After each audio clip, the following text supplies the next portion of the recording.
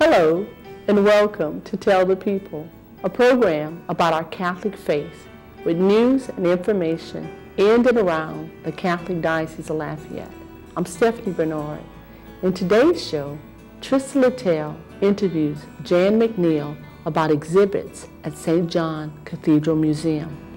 Father Michael Champine's talk in this segment, What It Means to Be Catholic, is about the joyful mystery of the Holy Rosary. And in a conversation with Bishop Michael Gerald, Monsignor Richard Green interviews Bishop Gerald about this year's Bishop Services Appeal. And now, Catholic news on the September 30th weekend. St. John Birchman Church in Kington will begin its 14th Annual Rosary Congress on Monday, October 1st, after the 8 a.m. Mass. The Rosary will be prayed at 9 a.m. and will continue to be prayed every hour on the hour for full length of the Congress. The Rosary Congress will conclude with the celebration of Mass at 8 a.m. on Friday, October 5th. The community of St. John Birchman encourages everyone to join them in prayer for God's peace and mercy upon the world. For additional information regarding the Rosary Congress, please call the parish office at 668-4413. The community of Jesus Crucified is recruiting men to help out with chores around Our Lady of Sorrows Retreat Center in St. Martinville on Saturday, October 6th. The workday is scheduled for 8 a.m. until 4:30 p.m., although volunteers are encouraged to come and stay for as long as they are able. Mass will be celebrated at 12 noon and lunch will be provided. Skills that will come in handy include carpentry, plumbing, electrical, painting, concrete work, and cleaning. With October just around the corner, the Lafayette Diocesan Office of Pro-Life Apostolate is once again preparing for the celebration and recognition of a Respect Life Month. Respect Life Month is promoted and supported by the United States Conference of Catholic Bishops, Secretariat of Pro-Life Activities. Each year, the celebration is revived on Respect Life Sunday, while church parishes throughout the country recognize on the first Sunday in October. This year's celebration will be on October 7th. Information is available at www.usccb.org to help parishes plan their local masses. The Monastery of Mary, Mother of Grace, will host a Mass in honor of St. Therese and the opening of the Year of Faith at 2 p.m. on Sunday, October 14th. The Mass will be celebrated by Father Daniel Chowning. Prior to the celebration, the Carmelite community encourages everyone to make a private novena to St. Therese of Jesus from October 7th through the 15th. Just as the Year of Faith is designed to usher the whole church into a time of particular reflection and rediscovery of the faith, this time of preparation in Carmel is dedicated to more intense reflection and rediscovery of the example and teaching of St. Therese. Members of the community of Jesus Crucified at Our Lady of Sorrows Retreat Center in St. Martinville will conduct a free Women of the Eucharist retreat during the weekend of October 19th through the 21st. The retreat will include quiet time to pray, opportunities to celebrate the Sacrament of Reconciliation, Mass, adoration of the Eucharist, and free time to stroll through the retreat center's beautiful grounds. Coming up next, Trista Littell interviews Jan McNeil about exhibits at St. John Cathedral Museum.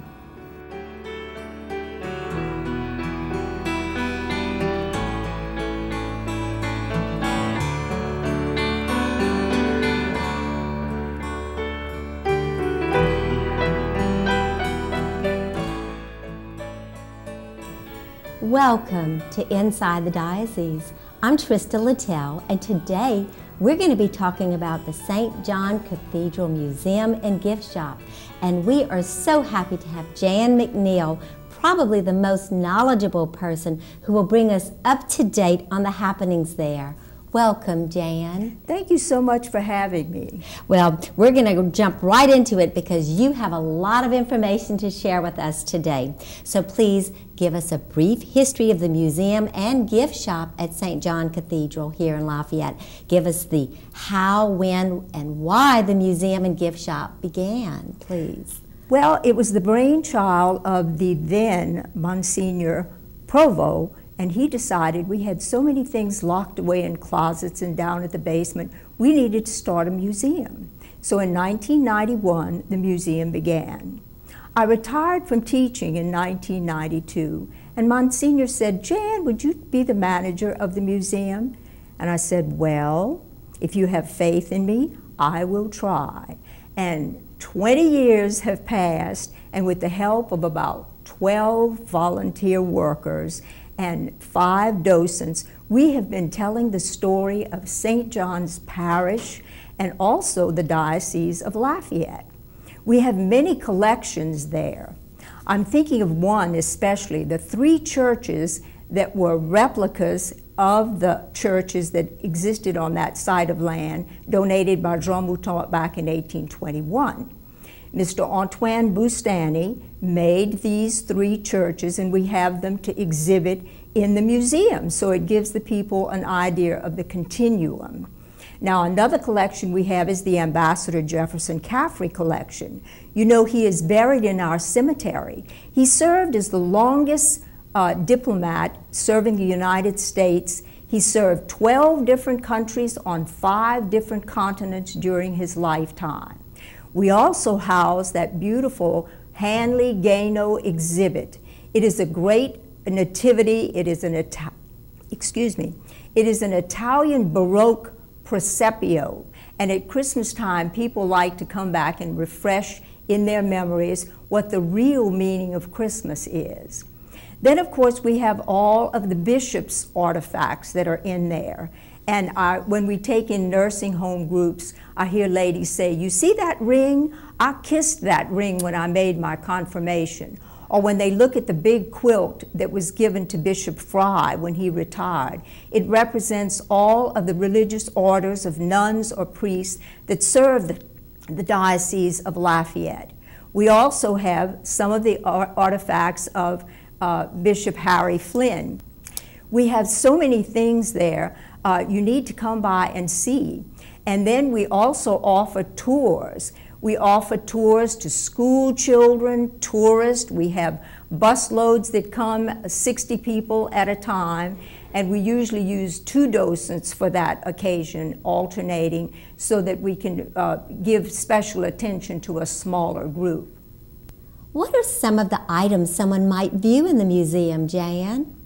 Well, you know, we have started a new feature in the museum. We are featuring religious artists so they can have a venue for their work. And our new artist is going to be Joanne Butler. Joanne does fine porcelain paintings, and we have examples of that work here today. You have an opportunity to meet Mrs. Butler and view her works at our open house, which will take place on Thursday, October the 18th from 9 to 4.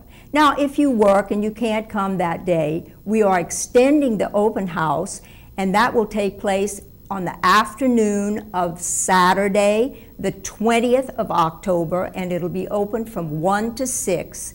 And also on Sunday morning, the 21st, and that's going to take place from 8 to noon. And we hope you have an opportunity to come, because our gift shop is under new management and they have some wonderful gifts. And you might find a gift there for that hard to buy for person. You can find a just right gift for them.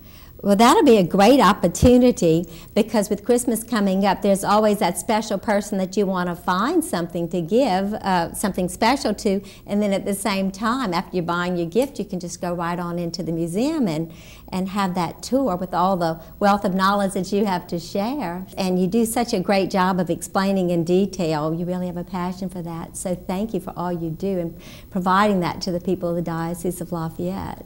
Some of our past exhibits have been rosary exhibits.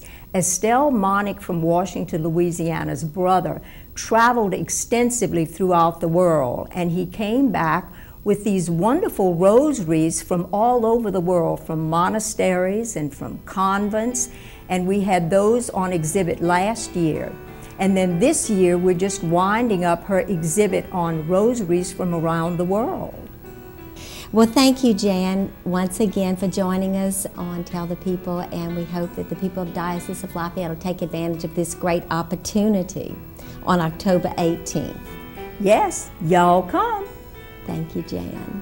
Stay tuned, folks. There's more to come on Tell the People. Coming up next, Father Michael Champlain's talk in this segment, What It Means to Be Catholic, is about the joyful mystery of the Holy Rosary. This is life, living below the poverty line. Please, don't let one more fall. Go to povertyusa.org and get involved. Good morning and welcome back to Tell the People What It Means to Be Catholic. We're reflecting during this month of September on the 5 joyful mysteries of the Most Holy Rosary of the Blessed Virgin Mary. And we're on the 5th joyful mystery, that of the finding of Jesus in the temple. We're going to go ahead and read in chapter 2 of Luke's Gospel this particular historical event and mystery. You'll find it at verses 41 through 52 of Luke's Gospel. We read, his parents used to go every year to Jerusalem for the feast of the Passover. And when he was 12, they went up for the celebration, as was their custom. As they were returning at the end of the feast, the child Jesus remained behind unknown to his parents. Thinking that he was in the party, they continued their journey for a day, looking for him among their relations and acquaintances. Not finding him, they returned to Jerusalem in search of him. On the 3rd day, they came upon him in the temple, sitting in the midst of the teachers, listening to them and asking them questions. All who heard him were amazed at his intelligence and in his answers. When his parents saw him, they were astonished, and his mother said to him, "Son, why have you done this to us? Your father and I have been searching for you in sorrow." He said to them, "Why did you search for me? Did you not know I had to be in my Father's house?" But they did not grasp what he said to them. He went down with them, and he came to Nazareth and was obedient to them. His mother, meanwhile, kept all these things in memory. Jesus, for his part, progressed steadily in wisdom and age and grace before God and men. So here we hear the account in Luke's Gospel, right at the end of chapter 2 of Luke's Gospel, really the last mention of Jesus' hidden years. The Gospels are pretty silent about those hidden mysteries of Jesus' life. 30 years worth. The majority of his life was blanketed in silence and obscurity and mystery. And this is significant for us, praying the joyful mysteries of the Rosary, which speak about the infancy of Jesus and those hidden years. We want to reflect that in our daily lives, living the monotony of just being faithful, just doing what a married man does, just doing what a married woman does, just doing what a child does, just being faithful to our baptismal consecration in the humdrum of the world, kind of hidden and unknown. This is a participation